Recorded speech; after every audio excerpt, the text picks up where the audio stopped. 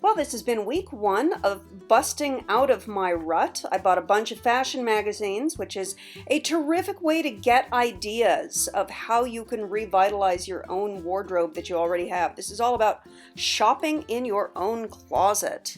And I am determined to use what I have. So this is just a terrific way to get a bunch of ideas, and I'm going to start showing you what I did throughout the week. Wide leg pants and mixed up prints is on trend right now. Now, for me personally, mixing prints is kind of tough because I am just not much of a print person in general. I tend to favor solids. But I have this pair of herringbone slacks that back in the day I would have paired with a black cashmere twin set and like a tasteful single strand of pearls and black loafers. But if I do that look now with silver hair, I'm just going to look like an old lady. I really have to punk it up a little bit in order to keep it young and fresh.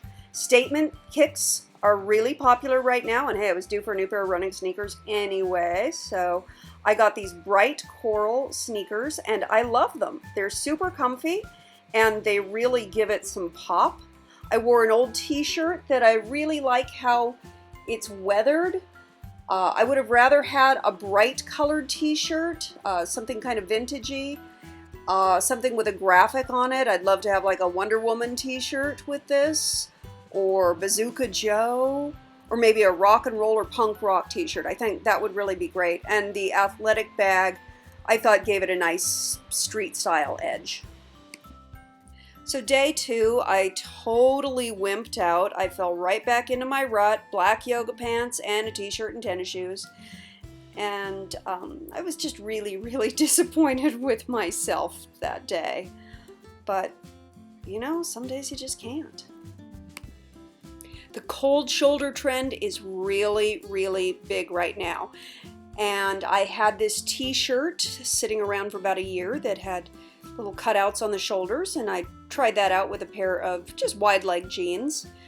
And I was really pleased with the look. It certainly wasn't a bold fashion choice by any stretch of the imagination, but it wasn't yoga pants, and it felt really good, and I got a date out of it, so that's not bad. So I'd done my research and was totally down to try the slip dress and sneakers trend, because I have a bunch of slip dresses, and of course it started raining. So didn't have a plan for a rain look, so I ended up with something that I really wasn't that pleased with. The high-waisted pants with the pleats just added too much volume around the midsection. I'm used to wearing pants that are low slung on the hips, and now having that tight around the waist was just, I felt very uncomfortable. The sheer blouse just felt too sheer, too see-through. The whole thing felt like I was trying a little too hard. You know, I don't know why I felt compelled to match my glasses to my bra, but, you know, that's my own sickness. There you have it. At least it wasn't yoga pants. So I was a little disappointed in my own styling capabilities, and I was determined to do better the next day.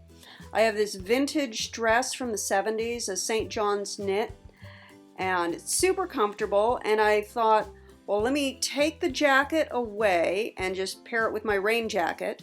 And I don't own any rain boots. I live in Southern California, so I don't really need to own rain boots. I always just wear my motorcycle boots when it rains. But I think that this dress would look super cute with just about any rain boot of any pattern. I think it's going to clash. You could do leopard print, you could do polka dots, you could do stripes, you could do plaid. I think anything is going to look really cute and fun and fresh with that simple bright stripe. The purse, it was a little matchy-matchy, you know. I had had the green and then the green and then the purse with the orange. It's like, but, you know, old habits die hard. You know, I'm not sure what would have been better than that, but that's what I went with. I enjoyed the fact that I felt really cute and I was super comfortable. Day 6 of uncharacteristic Los Angeles rain. Yay, still busting out my rain looks. Going with the basic chunky cotton turtleneck. Ralph Lauren classic. Often it feels too big, too casual, but I paired it with a matte sequined skirt, and I thought that this big casual sweater really dressed down this sequin skirt a lot. Then I mixed it with cowboy boots because I am somewhat obsessed with cowboy boots. I own a lot of them. I find them to be really comfortable, and I like how they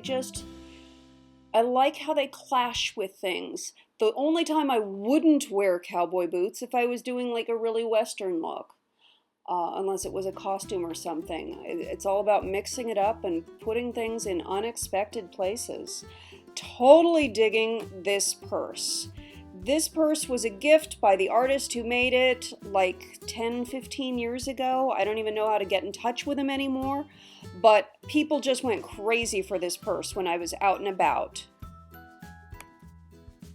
Which is probably why I'm going to be wearing that purse a lot in the next few months. And I wore it with my next look, which was definitely my favorite look of the week. I have these low-slung camouflage harem pants, but I cut the cords that made them draw in at the ankles, so now they're just really kind of floppy, and there's a popular look right now that is sort of an homage to the 90s skater style.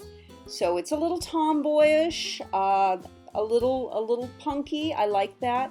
I paired it with the I guess the vest part, or the camisole part, tank, sort of whatever you call it, the sweater part of my, not the cardigan part of my twin set. Wow, I did not say that well, did I? Anyway, so cashmere sweater and pearls with the camouflage skater pants, the record purse, and my bright day glow orange sneakers. I was super pleased with this look. It's hard to tell in the photo. There's another trend right now of mismatched earrings, which is awesome because we all have mismatched earrings where we've lost one or the other. And I wore a tiny little hummingbird in one ear and a diamond, which was actually a CZ, in the other ear. So very subtle. If you're doing the mismatched earrings, you want to keep it small. It's not a big, bold look.